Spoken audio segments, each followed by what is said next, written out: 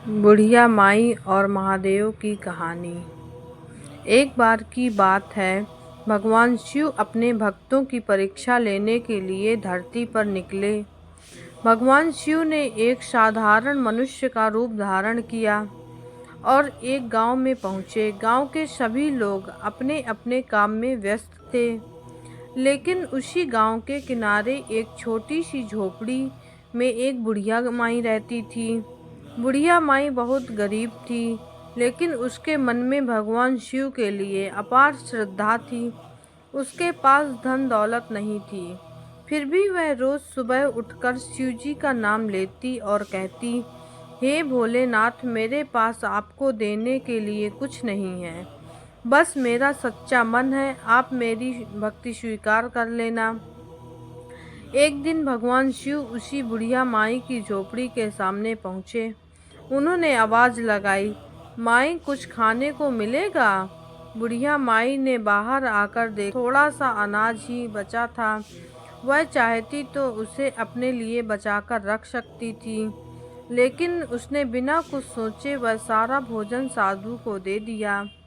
माई बोली, बाबा, मेरे पास तो यही थोड़ा सा अन्न है, आप इसे प्रेम से खा लीजिए। साधु ने भोजन ग्रहण किया और पूछा, माई, तू इतनी गरीब है, फिर भी अपने पास का आखिरी अन्न मुझे दे दिया, तुझे किसी चीज की इच्छा नहीं?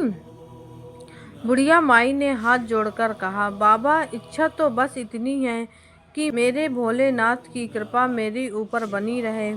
मुझे धन नहीं चाहिए, बस उनकी भक्ति चाहिए। यह सुनते ही भगवान शिव मुस्कुराए। अचानक एक साधु का रूप बदलने लगा।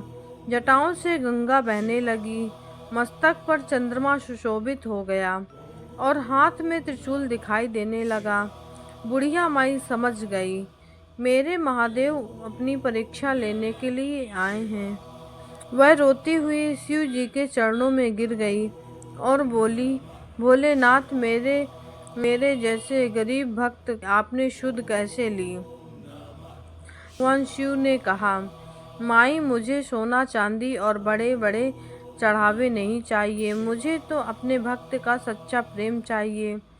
जिसने मुझे सच्चे मन से पुकारा, मैं उसके पास स्वयं चला आता हूँ। महादेव ने बुढ़िया माई को आशीर्वाद दिया और कहा, आज से तेरे घर में कभी अन्न की कमी नहीं होगी और तेरी भक्ति तेरे परिवार के लिए मेरा आशीर्वाद बनकर रहेगी।